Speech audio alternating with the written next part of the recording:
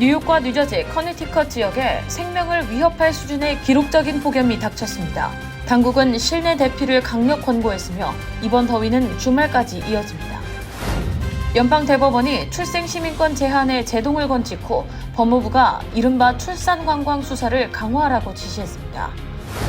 뉴욕시가 사상 최대 규모인 1258억 달러 규모의 2027 회계연도 예산안을 최종 확정했습니다. 뉴저지주 의회는 어제 사상 최대 규모인 610억 달러 이상의 예산안을 최종 통과시켰습니다. 연방법원이 트럼프 행정부가 추진한 공공서비스 종사자 학자금 대출 탕감 제도 제한에 제동을 걸면서 오늘 시행 예정이었던 자격 제한 조치가 발효 직전 전면 중단됐습니다. 민주당에서는 20대 이민자 출신 사회주의자 후보가 15선 현역 의원을 꺾는 이변이 나왔고, 공화당은 사상 처음으로 중간선거 전당대회를 열기로 하는 등 11월 선거를 앞두고 긴장감이 커지고 있습니다. 맨해튼의 대표 랜드마크인 엠파이어 스테이트 빌딩에서 아찔한 무단 등반 소동이 벌어졌습니다. 첨탑 위에서 배너를 펼치고 청혼까지 한 커플은 결국 체포 엔딩을 맞았습니다.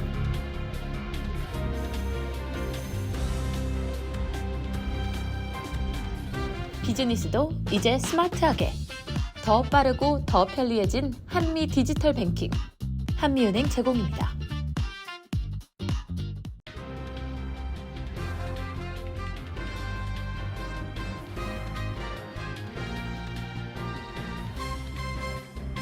안녕하십니까? KBTV 뉴스9 신영주입니다. 오늘의 첫 소식입니다. 독립기념일 연휴를 앞두고 뉴욕과 뉴저지, 커네티컷 등 트라이스테이트 지역에 생명을 위협할 수준의 기록적인 폭염이 닥쳤습니다. 뉴욕시는 폭염 비상령을 발령하고 냉방센터와 이동식 의료 지원 차량을 운영하는 등 비상 대응에 돌입했으며, 당국은 주민들에게 불필요한 외출을 자제하고 취약계층의 안전을 살펴줄 것을 당부했습니다. 김은지 기자가 보도합니다. 미 중서부와 남부를 뒤덮었던 강력한 고기압이 북동부로 세력을 확장하면서 뉴욕시와 뉴저지, 커네티컷 등 트라이스테이트 지역은 오늘부터 주말까지 최소 닷새 동안 기록적인 폭염 영향권에 들어갈 전망입니다. 국립기상당국은 뉴욕시를 포함한 광범위한 지역에 극심한 폭염 경보를 발령했으며, 체감온도는 화씨 105도에서 최고 110도, 섭씨 약 40도에서 43도까지 치솟을 것으로 예보했습니다. 특히 내일 목요일과 금요일에는 실제 기온도 화씨 100도 안팎까지 오르며 센트럴파크 기온은 2012년 이후 처음으로 100도를 넘길 가능성도 있습니다. 밤에도 열기가 식지 않아 체감온도가 90도 안팎에 머무는 열대야 현상이 이어질 전망입니다. 뉴욕시는 폭염 비상령을 발령하고 시민들에게 실내 대피를 권고했으며 시 전역 수백 곳에 냉방센터를 운영합니다. 공립학교와 도서관, 자비츠 컨벤션 센터 등이 냉방센터로 개방되며 링크 NYC 키오스크를 통해 가까운 냉방센터 위치 안내도 제공됩니다. 또 야외 수영장 운영 시간도 기존 오후 7시에서 8시 30분까지로 연장키로 했습니다. 올해 처음 도입된 이동식 쿨링 아울리치 밴도 운영돼 간호사와 응급요원이 고령층 등 취약계층을 직접 방문해 건강 상태를 점검하고 필요시 의료시설로 이송합니다. 보건당국은 열 발진이나 어지럼증 등 증상이 나타나면 즉시 냉방시설로 이동해 충분한 수분을 섭취해야 한다고 강조했으며, 혼자 사는 노인이나 조부모 등 폭염 취약계층의 안부 확인을 당부했습니다. 뉴욕시에서는 지난해 폭염으로 21명이 사망했으며 대부분이 6월 발생한 폭염 기간에 발생했습니다. 당국은 이번 폭염이 더 길고 강할 수 있다고 우려함과 동시에 대기질도 함께 악화될 것으로 전망하고 있습니다. 한편 독립기념일 연휴 기간에도 폭염이 이어져 야외 행사의 차질이 예상되며 뉴저지에서 예정된 일부 콘서트는 안전 문제로 연기됐습니다. 보건당국은 어린이와 노인, 반려동물을 차량에 두지 말고 야외 활동을 최소화할 것을 거듭 당부했습니다. KBTV 뉴스 김은지입니다. 연방대법원이 출생시민권 제한에 제동을 건 직후 법무부가 이른바 출산 관광 수사를 강화하라고 지시했습니다. 미국에서 아이를 낳아 자동 시민권을 받게 하려는 목적으로 입국 과정에서 허위 진술을 하거나 이를 알선한 조직을 연방 검찰이 우선 수사하고 기소하라는 내용입니다. 출생 시민권 원칙은 유지됐지만 트럼프 행정부는 출산 관광 단속을 통해 강경한 이민 정책 기조를 이어가고 있습니다. 법무부가 전국 연방 검사들에게 이른바 출산 관광 관련 사건을 우선 수사하고 기소하라고 지시했습니다. 이번 지시는 연방 대법원이 트럼프 대통령의 출생 시민권 제한 행정명령에 제동을 건 지 몇 시간 만에 내려졌습니다. 출생 시민권은 미국에서 태어난 아이에게 자동으로 시민권을 부여하는 제도입니다. 트럼프 대통령은 불법 체류자나 단기 체류자의 자녀에게는 이 시민권을 인정하지 않겠다는 행정명령을 추진했지만 대법원은 이를 받아들이지 않았습니다. 이와 관련해 법무부는 출생 시민권 제도 자체와는 별개로 이를 악용한 조직적 출산 관광은 엄정 대응하겠다는 입장입니다. 법무부가 문제 삼는 것은 임신한 외국인이 관광이나 단기 방문 목적으로 미국에 들어오는 것처럼 꾸미고 실제로는 미국에서 출산해 자녀 시민권을 얻으려고 한 경우입니다. 법무부는 이전 사례에서 관련 업체가 미국 입국 비자 취득 방법을 안내하고 입국 심사 대응 방법을 알려주거나 숙소와 교통편 등을 제공하면서 돈을 받은 정황을 확인했다고 밝혔습니다.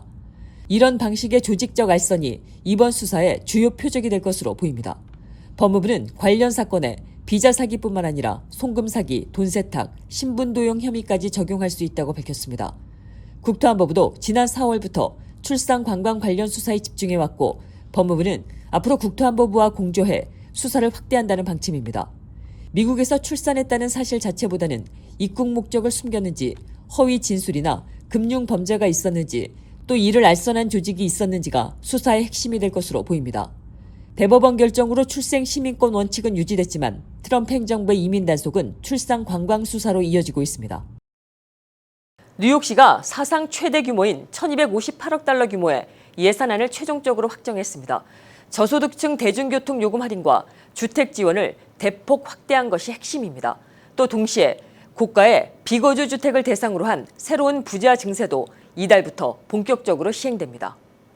조란 맘다니 뉴욕시장과 줄리맨이 뉴욕시의회 의장이 1,258억 달러 규모의 2027 회계년도 뉴욕시 예산안에 합의했습니다. 전년도보다 99억 달러 늘어난 뉴욕시 역대 최대 규모입니다. 이번 예산안의 핵심은 교통비와 주거비 부담 완화입니다.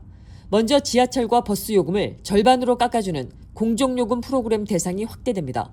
기존 연방 빈곤선 150% 이하에서 200% 이하로 기준이 올라가면서 1인 가구는 연소득 3만 1,920달러 이하, 4인 가구는 6만 6천 달러 이하까지 혜택을 받을 수 있습니다. 이번 확대로 34만 명이 새로 포함돼 전체 수혜 대상은 130만 명으로 늘어날 전망입니다. 일부 큐니 준학사 과정 학생들에게는 무료 옴니카드도 시범 지급됩니다. 70만 달러가 투입되는 이 사업을 통해 학생들은 대중교통을 75회 무료로 이용할 수 있습니다. 주거 지원도 강화됩니다. 저소득층 월세 지원 프로그램인 시티펩스의 신청 문턱이 낮아지면서 약 14,000명이 추가 지원을 받을 것으로 예상됩니다. 뉴욕시 공립학교에 입학하는 모든 유치원생에게 대학 학비 마련을 위한 저축계좌를 자동으로 개설해주고 시 재정으로 1,000달러를 기초자금으로 넣어주는 교육복지제도도 포함됐습니다. 이는 기존에 운영되던 프로그램을 10배로 대폭 확대한 것으로 미국 전역에서 가장 큰 규모의 보편적 대학저축 지원책으로 평가됩니다. 도서관 예산도 반영돼 여름철 휴관 우려가 줄었고 공원과 문화기관 예산도 늘었습니다. 반면 뉴욕시 경찰국의 신규 인력 채용 예산은 최종안에서 제외됐습니다. 한편 고가 비거주 주택에 대한 새로운 세금도 이달부터 시행됩니다. 뉴욕시는 고가 주택과 콘도, 코앞 등 주거지로 쓰지 않는 주택 소유자에게 첫 세금 고지서를 8월 말까지 발송할 예정입니다. 대상은 약 10,000가구로 연간 최대 5억 달러의 세수 확보가 기대됩니다. 본인이나 직계가족의 주거지 등은 과세 대상에서 제외되며 고지를 받은 소유주는 이의를 제기할 수 있습니다. 과세는 2031년까지 단계적으로 시행되고 주택 가치가 높을수록 세율도 높아집니다. 역대 최대 예산이 생활비 부담을 얼마나 덜어낼지 또 새 세금이 재정 부담을 얼마나 메울 수 있을지 귀추가 주목됩니다. 뉴저지주의회는 어제 사상 최대 규모인 610억 달러 이상의 예산안을 최종적으로 통과시켰습니다. 한편 뉴저지주 상원은 오늘 자녀를 둔 가정의 생활비 부담을 덜기 위해 자녀 세액공제를 25% 확대하는 법안을 통과시켰습니다. 뉴저지 대중교통 이용 요금은 오늘부터 3% 인상됐습니다. 관련 소식 김은지 기자입니다. 뉴저지주 의회가 새 회계연도 시작을 앞둔 지난달 30일 사상 최대 규모인 610억 달러 이상의 예산안을 최종 통과시켰습니다. 상하원은 총 607억 달러 규모의 본 예산안과 추가 지출안을 잇따라 가결하며 새 회계연도 예산을 확정했습니다. 이는 뉴저지 역사상 최대 규모입니다. 예산안에는 공무원 연금 납입금 유지와 공립학교 교육 예산 124억 달러 지원이 포함됐으며 고령층 재산세 감면 프로그램인 스테이 뉴저지는 지원 범위를 축소하는 방향으로 조정됐습니다.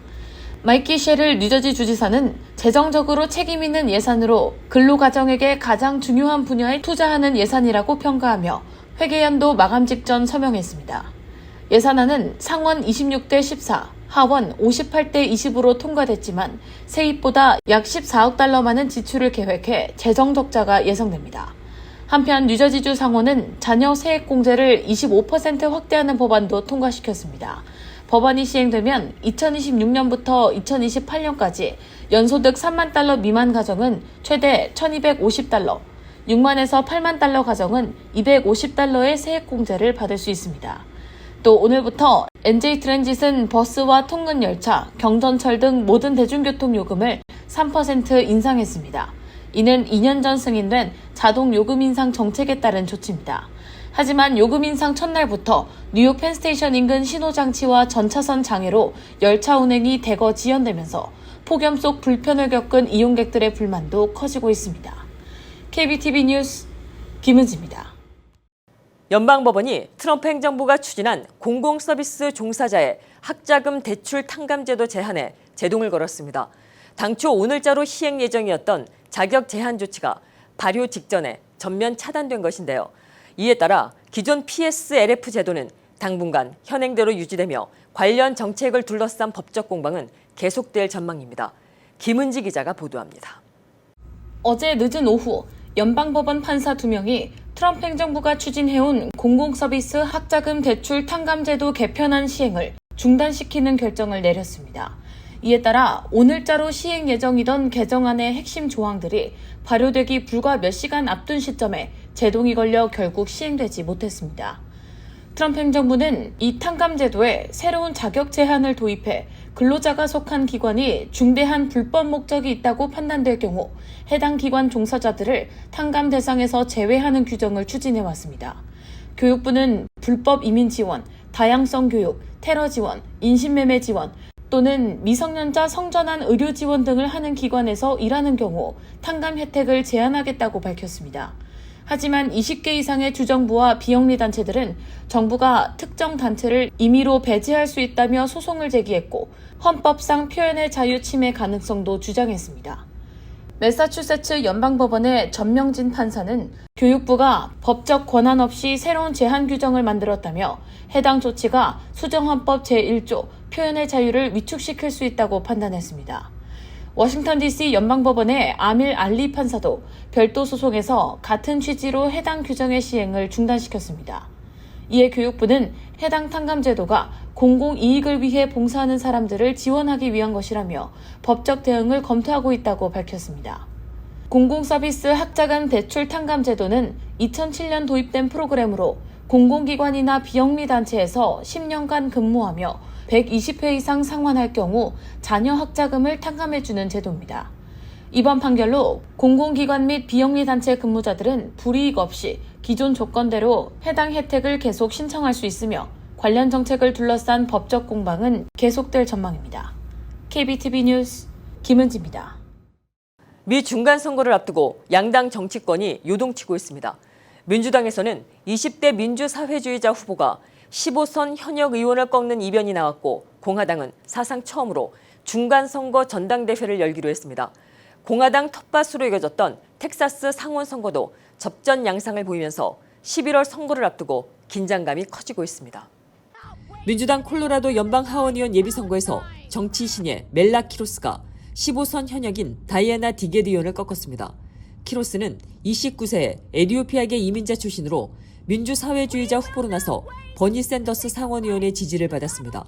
상대였던 디게디온은 1997년부터 의석을 지켜온 민주당 중진입니다.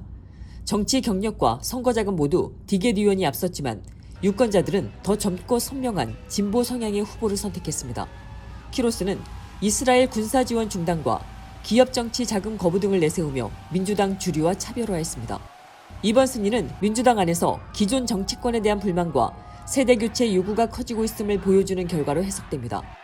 공화당도 지지층 결집에 나섰습니다. 트럼프 대통령은 오는 9월 9일과 10일 텍사스 댈러스에서 공화당 중간선거 전당대회를 열겠다고 밝혔습니다. 미국 정당 전당대회는 보통 대통령 선거해에 열리는데 중간선거를 앞두고 전국 단위의 전당대회를 여는 것은 매우 이례적입니다. 트럼프 대통령은 이 행사를 통해 집권 2기 성과와 미국 우선주의 정책을 부각하겠다는 계획입니다. 공화당이 대형 정치 이벤트를 준비하는 배경에는 중간선거 위기감도 깔려 있습니다. 공화당의 의회 다수 의석이 근소한 상황에서 집권당은 통상 중간선거에서 불리한 흐름을 맞기 때문입니다. 전당대회가 열리는 텍사스에서도 변화 조짐이 나타나고 있습니다. 뉴욕타임스와 시에나 여론조사에서 텍사스 연방 상원 선거에 민주당 제임스 탈라리코 후보와 공화당 켄 팩스턴 후보가 각각 47%로 동률을 기록했습니다. 텍사스는 30년 넘게 주 전체 선거에서 공화당이 우세했던 지역입니다. 아직 공화당 지지 기반이 강하지만 팩스턴 후보를 둘러싼 논란과 생활비 문제를 앞세운 민주당의 공세가 맞물리며 접전 가능성이 제기되고 있습니다. 민주당은 진보 신예들의 약진으로 공화당은 트럼프 중심의 지지층 결집으로 중간 선거에 대비하는 모습입니다. 11월 선거를 앞두고 미국 정치권의 세대 교체와 진영 결집 흐름이 동시에 빨라지고 있습니다. 맨해튼의 대표 랜드마크인 엠파이어 스테이트 빌딩에서 아찔한 무단 등반 소동이 벌어졌습니다. 고층 건물 등반으로 알려진 커플이 빌딩 첨탑까지 올라가 평화 메시지가 적힌 배너를 펼쳤고 내려오는 과정에서는 청원 장면까지 포착됐습니다. 두 사람은 현장에서 경찰에 체포됐으며 당국은 이들이 어떻게 첨탑까지 올라갔는지 조사하고 있습니다. 관련 내용 김은지 기자가 전해드립니다. 맨해튼 엠파이어 스테이트 빌딩 꼭대기에 검은 옷을 입은 남녀가 모습을 드러낸 건 오늘 낮 정오쯤이었습니다. 두 사람은 지상 1454피트, 일반 관람객이 접근할 수 없는 첨탑 부분까지 올라가 대형 배너를 펼쳤습니다. 배너에는 사랑의 힘이 권력에 대한 욕망을 이길 때 세상은 평화를 알게 된다는 취지의 문구가 적혀 있었습니다. 현장에 출동한 경찰은 헬기 등을 동원해 상황을 살피고 두 사람과 대화를 시도했습니다. 두 사람은 약 30분간 첨탑 주변에 머문 뒤 아래쪽 플랫폼으로 내려오기 시작했습니다. 하단 구조물에 다다랐을 때 남성이 여성에게 반지를 건네는 듯한 장면도 포착됐습니다. 여성은 청혼을 받아들인 뒤 반지를 낀 채 나머지 구간을 내려왔습니다. 엠파이어 스테이트 빌딩 측은 이번 사건을 승인되지 않은 행위라고 밝혔습니다. 경찰은 낮 1시 직전 두 사람을 체포했으며 다친 사람은 없었습니다. 미 언론들은 두 사람이 엔젤라 니콜라우와 이반 비어커스라고 전했습니다. 두 사람은 안전장비 없이 세계 유명 고층 건물을 오르는 이른바 루프토핑으로 알려진 인물들입니다. 2024년 넷플릭스 다큐멘터리 스카이워커스 러브스토리의 실제 주인공이기도 합니다.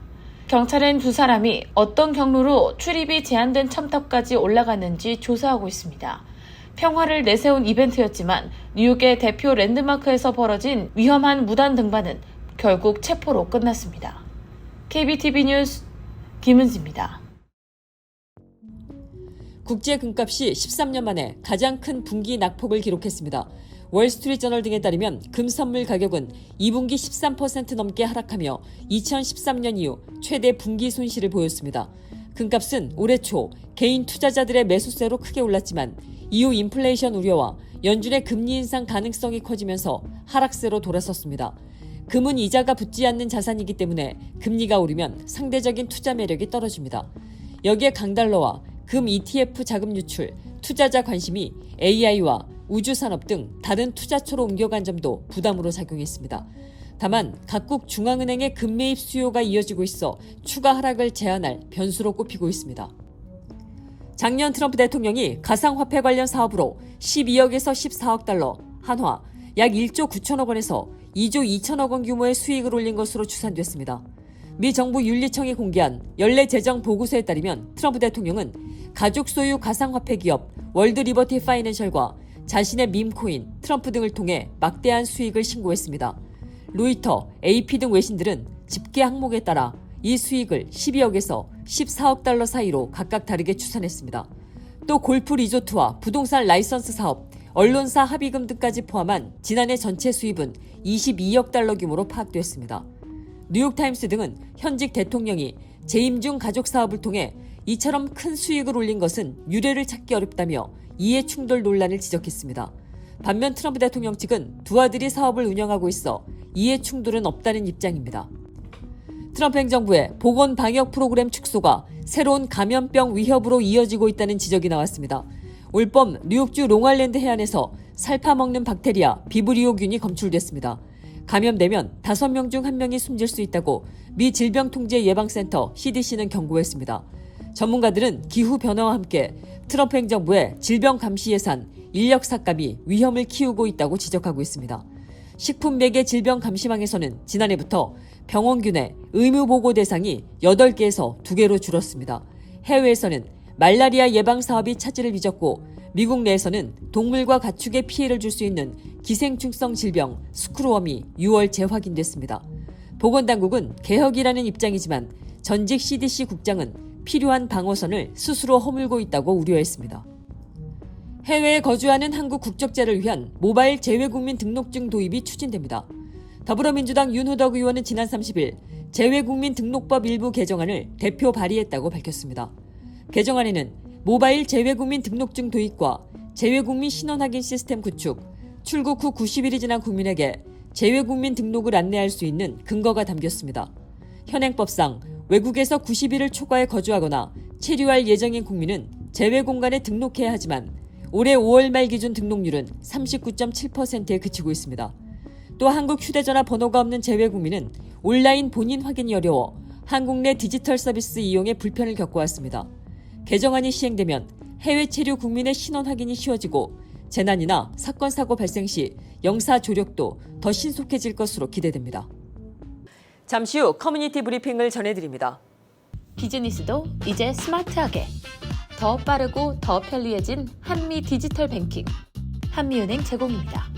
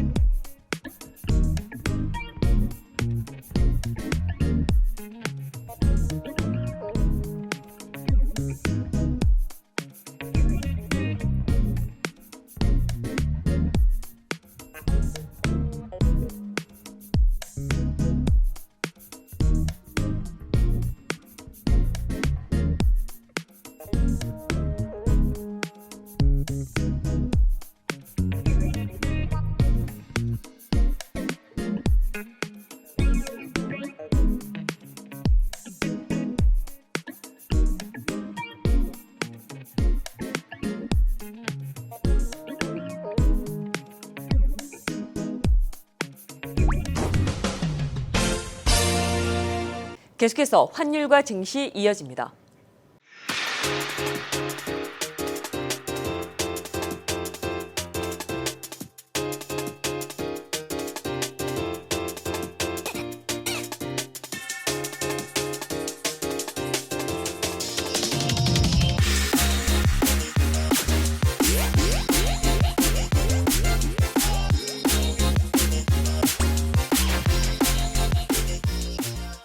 다음은 뉴욕과 뉴저지 날씨입니다.